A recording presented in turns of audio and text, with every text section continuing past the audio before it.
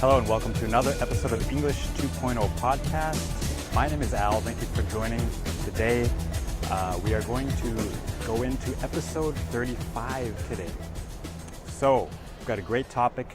I'd like to talk about the question that many students ask me, and that is, Al, is this correct?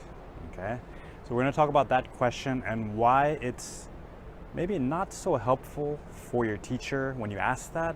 And I'm going to give you some suggestions to help clarify what you mean when you ask that question, and give you maybe a few other options to help you when you want to ask your teacher or other native speakers this question, because it's a really common question that I know a lot of you have. But before we get into it, I'd like to remind you that if you haven't signed up for my free course, please do so at alsensei.com/English. Hope to see you over there. All right, so as many of you know, I've been teaching English in Japan for many years, and this is one of the most common questions that I get asked from students. And they ask me, Al, is this correct? And they'll give me some English phrase, or they'll show me what they've written. They want me to correct it or ask, is it correct? So now, of course, it's a really good question and a very valid question. Okay, so of course you can ask this question, but it's really not so helpful for me. It's not so clear because there are many different meanings to that question. So what do I mean by that? All right. Well, here's my first thought about that, okay, is that each student has a different goal, okay? What is your purpose of learning English, and what is the purpose of saying that sentence or that word that you're asking about, okay?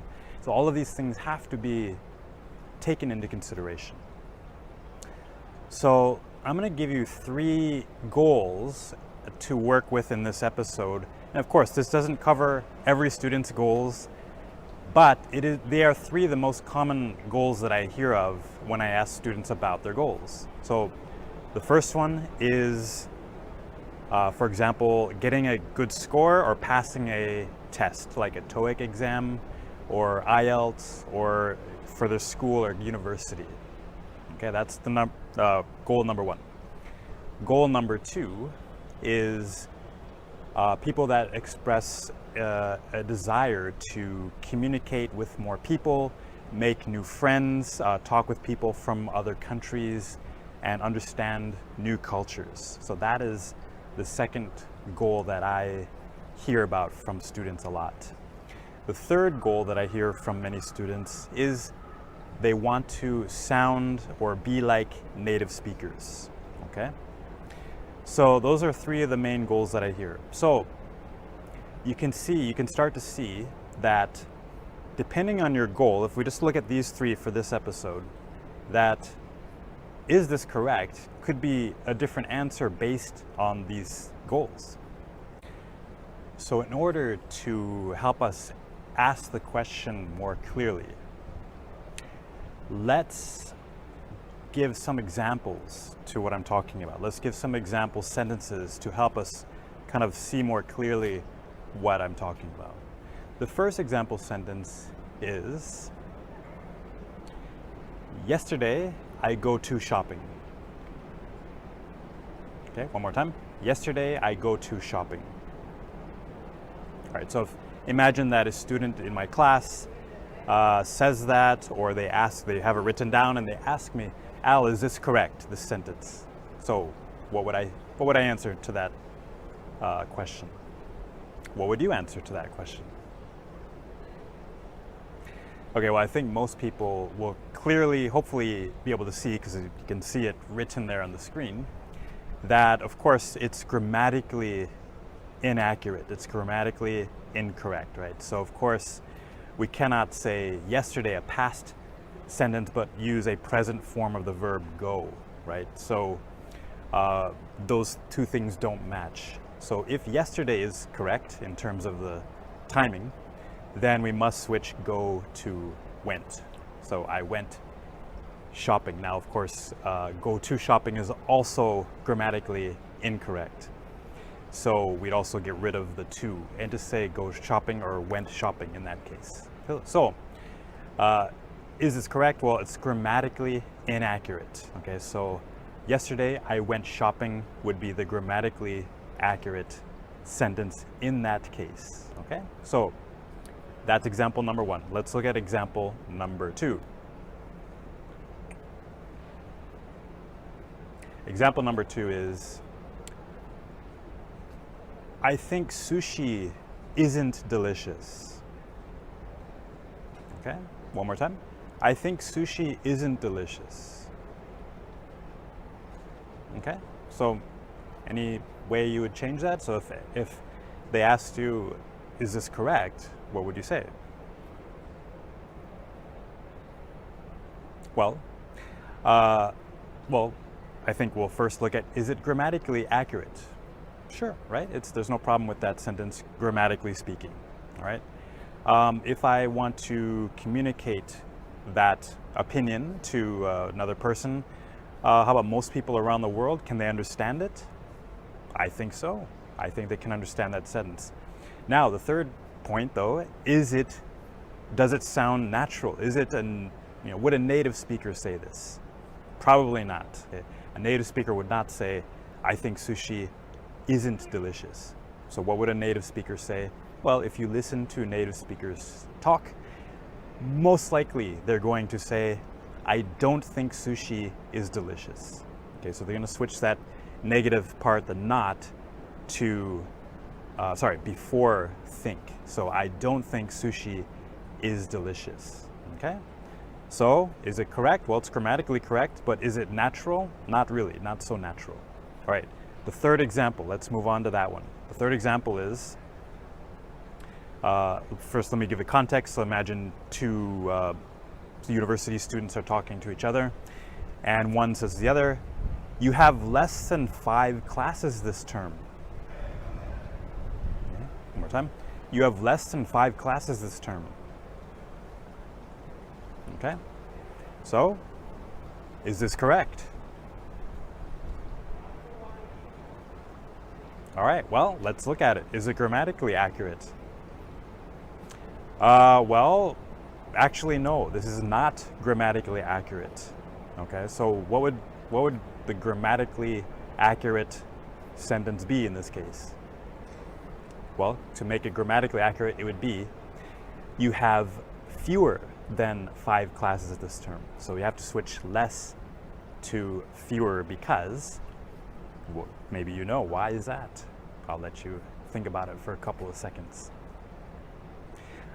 Well, the answer is because when we deal with classes, it's a countable thing, a countable noun, and with countable things, we use fewer and not less. So that is why it's grammatically incorrect. Well, let's look at our other questions though. Can we communicate that? Can someone understand that? Well, I think most people can understand that. If you say you have if you have less than 5 classes this term, I think probably 99 or 100% of people will understand that sentence. Is it what native speakers say? Well, actually, a lot of native speakers will say this sentence even though it's grammatically incorrect, because a lot of native speakers don't know that it's grammatically incorrect. But if you're taking a test, you might get marked wrong for putting less than in that case. So you can see, just looking at these 3 different goals that we have, there might be a different answer to, is this correct, for each of these examples. So hopefully that's a little bit more clear. So how can you be more clear when you want to ask this question to your teacher or to a native speaker or to whoever is helping you learn English? Here is my framework to help you. All right, so let's think of the key focal points when we're dealing with each of these goals. Number 1, the tests or exams. Well, as I've stated earlier, the key focal point is grammatical accuracy. Okay, grammatical accuracy. All right. The second point, about communicating to other people from around the world, learning about other cultures, things like that. What is the focal point in that case? The key focal point in that case is, can you be understood? Can you understand? Can you be understood? Okay? There's no right or wrong. It's just, can the other person understand you? All right? For the third point of being a native speaker, being like a native speaker, what is the key focal point in that case? Well, the key focal point in that case is your English natural? Does it sound natural? Are the expressions natural? Is your pronunciation and intonation natural? Okay? So, how can we switch the question, is this correct, to something more accurate to your goal? Well, we just switch the word correct, and say this question. So, excuse me, is this grammatically accurate? Okay? Wow, very clear question. Next question. Is this understandable? Okay, great. And number 3, is this natural? So 3 different questions that you could be thinking in your mind, but actually it's not so clear to the teacher or to the listener if you just use the word correct. Okay? So think about these ideas. Again, this is not a complete list of goals and things, ways to think about this, but it's just a starting point for you to kind of organize your thoughts, hopefully in a more clear and organized way. So thank you so much for watching today. We are out of time. Again, if you have any questions, please feel free to email me, al@alsensei.com. And if you'd like to follow me on Twitter, please do so @alsensei. And again, please sign up for the free course, alsensei.com/English. All right, thank you so much, guys. I really appreciate it. And I'll see you on the next episode of the English 2.0 podcast.